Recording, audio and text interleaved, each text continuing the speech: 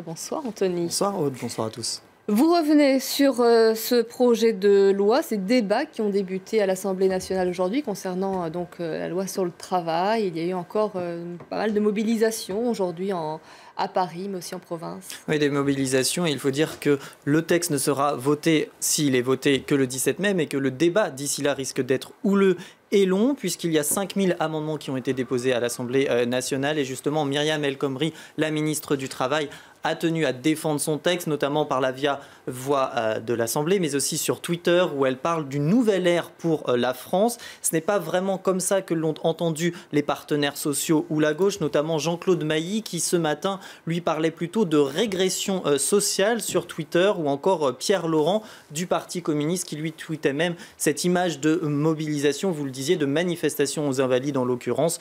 Loi travail scélérate, pouvait-on lire sur le panneau. De même que Alexis Corbière du Front de gauche, avec ce tweet, un seul mot d'ordre: retrait de la loi El Khomri. Le Front de gauche qui estime tout simplement que la gauche justement a perdu ses valeurs avec ce texte. C'est aussi ce que pense Gérard Filoche, qui est membre du bureau national du Parti socialiste. Hollande casse ce qu'ont fait Blum, Mitterrand et Jospin. Alors l'allusion, la comparaison n'est certainement pas anodine, puisque nous sommes le 3 mai et qu'il y a 80 ans, jour pour jour, le Front populaire gagnait les législatives. Et c'est vrai qu'à l'époque, la gauche était unie. Il y avait les socialistes, les radicaux et les communistes, emmenés justement par le Front populaire. Et c'est justement à l'occasion de cet anniversaire, François Hollande s'est exprimé lors d'un colloque intitulé « La gauche et le pouvoir ». Oui, un chef de l'État qui a tenu à rappeler à ceux qui en doutaient qu'il était bien de gauche.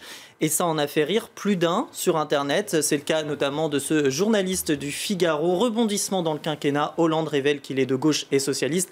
C'est un journaliste du Figaro, évidemment. Autre réaction, celle de Rémi Cougnac, journaliste également. Merci de ne pas confondre la gauche et ce gouvernement socialiste. Ou encore ce tweet qui nous dit: la gauche et le pouvoir, c'est pas arrivé depuis les années 90, non?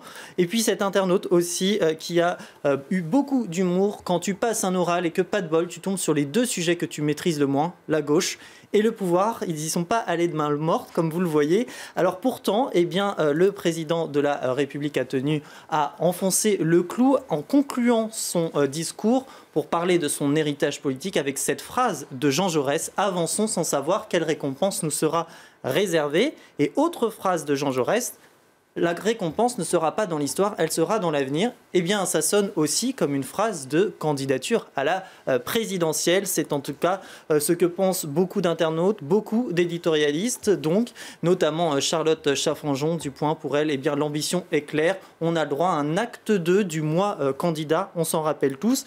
Il faut dire que dans ce discours, il y avait beaucoup d'ingrédients de discours de campagne. On a parlé d'école, d'Europe, on a parlé aussi d'adversaires politiques, et puis on a parlé d'impôts, puisque le président de la République a promis une baisse des impôts pour les plus modestes en 2017. C'est la première condition. Et puis la deuxième, c'est si les caisses de l'État le permettent. Là aussi, ça en a amusé plus d'un sur Internet, notamment cet internaute qui nous dit: il ne tient pas les promesses faites sans condition. Alors promettre une baisse, si. Voilà pour cet internaute. Autre réaction, Jade, qui nous dit: si les marges sont disponibles. Donc du coup, pour elle, la promesse est sans risque. Autre réaction de la Noix du Périgord, qui nous dit: Hollande promet. Rien que ça, c'est drôle. À l'occasion de la journée mondiale de la liberté de la presse, un journal allemand s'est mis au turc. Oui, c'est le Tageszeitung qui a publié 16 pages en allemand et en turc. L'objectif, c'était de dénoncer la censure du pouvoir de président Recep Tayyip Erdogan à l'égard des médias, avec ce titre: sans censure, justement. Alors plusieurs articles, notamment celui-ci, où on cherche à savoir ce que cache réellement, ce que cherche à dissimuler le gouvernement turc.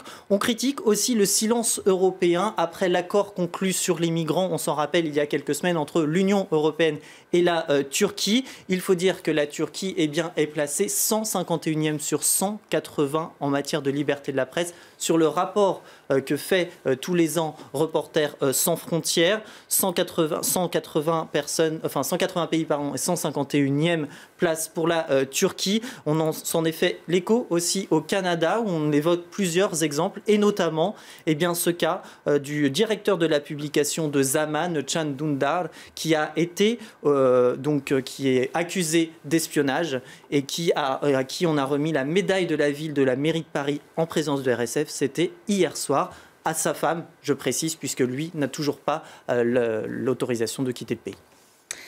Je vous remercie Anthony pour un œil sur les médias, pour votre chronique.